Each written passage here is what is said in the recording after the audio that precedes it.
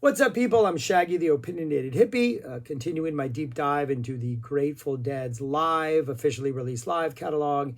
Today I'm going to discuss Ready or Not, an interesting live album released about 5 or 6 years ago, back in 2019. And this is sort of the live version of the studio album The Dead never released. What would have been their last studio album, I guess, had they released it prior to Jerry dying, or if Jerry had not passed away, it would have followed Built to Last. In 92, 93, 94, 95, they started playing a whole bunch of new songs. Apparently, they were trying to make time in the studio to record them. They never did. Eventually, these songs were the best versions or passable versions or versions of these songs were gathered, released, and these are all the songs that would probably have been on a studio album had a studio album been dropped. There are a number of songs that were recorded in this era, or not recorded in this era, that were played in this era that are not on here. Childhood's End, Wave to the Wind, If the Shoe Fits, cover of Robbie Robertson's Broken Arrow. I think those are the 4 songs that popped up here that were not released. And then everything on here, the 9 songs on here. Interesting, these performances are from 92 through 95. Of the 9 songs on here, I stopped seeing the Dead in early 93. Kind of moved over to Phish at that point because the Dead weren't really consistent. Then I moved to Texas a couple months later, and living in Texas, it was a lot easier to see Phish than it was the Dead at that point. Of the songs on here, 3 of them I've seen 6. I saw So Many Roads 6 times. I saw Way to Go Home 6 times. I saw Karina 7 times. Never really came around to any of those songs. So Many Roads kind of had a cool guitar solo ending. I liked the music of Karina, but I didn't like the actual song itself, the vocal part. And then what was the other one? Way to Go Home, I never came around to a Vince Welnick song. I saw the debuts of 3 other songs. I saw the first Eternity, the first Days Between, the first Liberty. Not a big fan of those at the time. I do remember thinking, I think Eternity was the one I liked because it had this different jazz flavor. It is probably the highlight of this release. And the other 3 I'd never seen before: Lazy River Road, Samba in the Rain, Easy Answers, because they debuted after I stopped seeing them.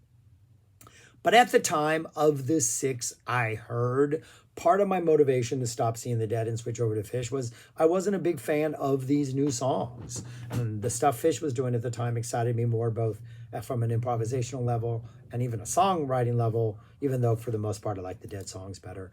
But this is interesting because even though I do think if these songs were just studio versions, like a 3.5-minute studio song, it'd be on a Built to Last level. I'm not even sure anything on here is as good as like a Victim or a Foolish or a Standing.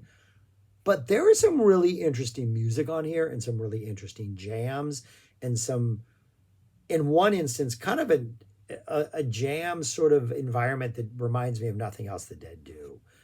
It's an interesting release. I just don't know how often I want to go back to this well and drink from it. It opens up with Liberty from 94. I recently did a version of it. I reviewed a version of it, I think from 93, that just didn't quite have the energy that this one does. I kind of like this version. There's a lot more pep to the step. It's got a good groove. Still not my favorite song in the world. Kind of upbeat, jaunty, country, bouncy type thing. But this is not a bad version of Liberty. Opens up the CD. Kind of a good kickoff. Next is a 10-minute Eternity from 95. This is kind of fantastic. Jazzy vibe. Kind of sounds completely different than almost anything else the Dead did once we get into like the actual improvisational territory. It almost has this trippy, hazy, psyche, jazz vibe to it. Really dynamic. Really cool, kind of almost a walking bass line by Phil that kind of centers the entire thing, and everybody's just kind of coming in and out with like these slightly jazzy ideas, and it has this really vibrant, zippy, free-form vibe, but it's very centered around the bass. Phil is just amazing. I had seen this song a couple times with the Weir Wasserman and liked it there. I think the Dead do fantastic things with it. Really, really neat. Really, there's a smoothness to this that really works for the Dead. I like this song. I think this was a good one. Lazy River Road kind of reminds me of like Peggy O meets Black Muddy River. Never really a fan of this. Kind of feels like it more should be like a JGB, Jerry Garcia band song. Doesn't do anything for me. I've never really come across a version that's blown me away. Samba in the Rain, a Welnick song that I don't really like. It's got these really bad synth horns. It's got the line, "Let's get down and dirty, baby," which I don't have a problem with the line, "Let's get down and dirty, baby," in and of itself. It's not a Dead line. It's not the Dead. It's not what they're going for. It's never been part of their vibe. Loose Lucy's like the closest they get to something like this, I think. The "Let's Get Down and Dirty, Baby." I don't know. It just didn't feel Grateful Dead-ish. Plus the whole song has sort of a... Joe Jackson has an album, Night and Day, in which he sort of experiments with different sort of subgenres of rock or genres of music. And I like Joe Jackson's early stuff as like angry white boy type stuff. Once he started experimenting and started throwing in some like jazz stuff, it just felt like costume wearing, like a musical costume. Samba in the Rain just comes across like that. It doesn't have any sort of, doesn't feel authentic. It doesn't feel like necessary, like a Scarlet Begonias has that Caribbean vibe. Samba in the Rain just really, really doesn't do it for me. It's like 6.5 minutes long, and in the middle of the jam, it's kind of cool, and I like that vibe, but then once we get to the song itself, and Welnick's voice doesn't really do anything for me.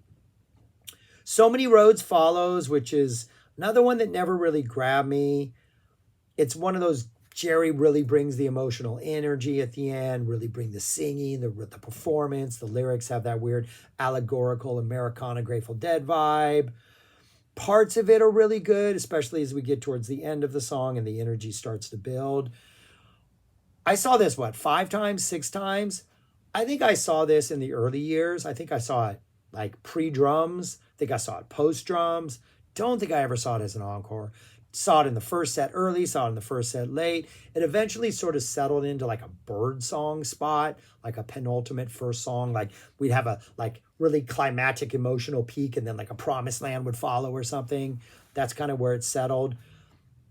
Interesting song, but it's one of those sort of Jerry kind of slowy type things that he was doing a lot by this point in their career. Next is Way to Go Home, another Vince song that I just never really got into. A lot of different things going on that just don't seem to clash, or don't seem to mix. They all seem to clash. They don't give the Dead a lot of breathing room. After that, we have Karina, which musically, I love Karina. It has this almost Moe percussion vibe, like kind of reminds me of their song Kids, something you could find on the Conch or Wormwood. Just this very cool vibe that Welnick is playing. Don't really like the song. This is an 16-minute version of this.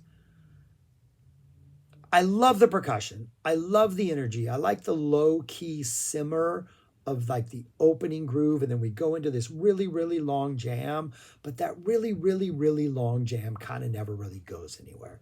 It never reaches above the intensity of like maybe a medium simmer. Jerry's going the whole time, but it never really gets heated. Phil is trying at times. You can see Phil trying to push the energy, but it never really, I don't know, goes anywhere. Reminds me a lot, the jam part, which I love, of those like 76 jams when the Dead came back in 76. There would just be jams in all these random places. It wasn't like they jammed out He's Gone. It was like He's Gone and oh, there's a jam there. There's a jam at the end of this song for some reason. Kind of reminds me of that. And I wish there was less of the singing because I don't really like the song, and more of just the jamming because I think the jamming is actually pretty good. We get a Bob song called Easy Answers, kind of a funky Bob song, one of those just needlessly busy where Bob just has the band doing too many random things. Not a bad song, kind of a fun Bob song. It fits in that Picasso Moon category where like, it's not my favorite, but I don't hate it. And then we close with, without a doubt, one of the most interesting songs on here, if not the most Jerry song on here, and that's Days Between. Has a dark psych vibe to it, almost like a Dear Prudence type psych guitar vibe. It almost seems like This is something they should have recorded in like the late 60s, and it would have fit perfectly on something trippy like Oxomoxoa. Obviously, it would have been shorter, but just the overall vibe of this and the way Joey's like, there were days between, just has this weird dark psych energy to it. It's a little too sluggish, and maybe there's a little bit too many lyrics. Maybe the actual song part could be shortened, but it just kind of builds up to this ending solo and this ending sort of climax.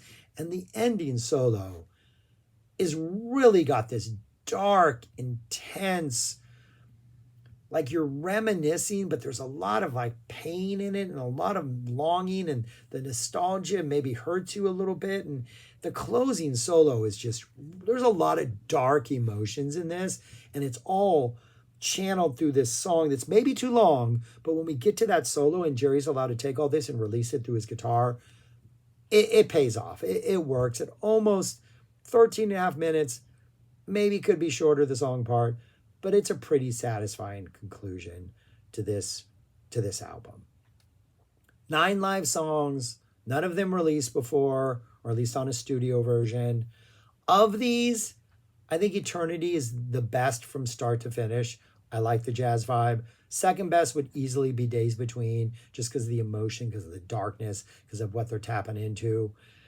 Other than that, it's pretty hit and miss. Liberty is fun, but Lazy River Road doesn't do much for me. Samba in the Rain I don't like. So Many Roads I'm hit and miss on. Way to Go Home, another Wellnick song that doesn't do much. Easy Answers is like a Bob Picasso moon. So it's an inconsistent listen. And Karina sometimes has a great jam, does a great Wellnick part, kind of doesn't capitalize on that. So that's that. Like, I don't even know what to think about this. I had to own this because I need to have these songs they, didn't record in the studio. I like having them all in one place. It would have been cool had it been a double disc, so we could have get a Childhood's End, a Wave to the Wind, His Shoe Fits, even that Robbie Robertson cover. We didn't. We get this. So yeah, that's what this is. Bunch of new songs they never released. Where would I rank this among the other ones? I have it at the bottom. It's last. I'd rather have a complete show. I would probably rather have all of these in a complete show. But yeah, I would put it at the bottom. I think it's just, for all the weaknesses of the other stuff in this era, mostly not Wellnick's fault, the band just not keeping it together, not being as consistent, having trouble with lyrics. Like, the crazy thing about this release is they had every version of these songs to choose from, and still were messing up lyrics. Still were having vocal issues. Like, still, it was like, all right, well, we didn't get the vocals on any of these, but I think there's one of these songs that was still relatively new. Seems like Days Between is one of those. It was played for like a couple years, 2.5 years. It is still one that feels like it still wasn't quite where it would have been had the band stuck around. All of these changed a lot from when I saw them to like these versions, or most of these did.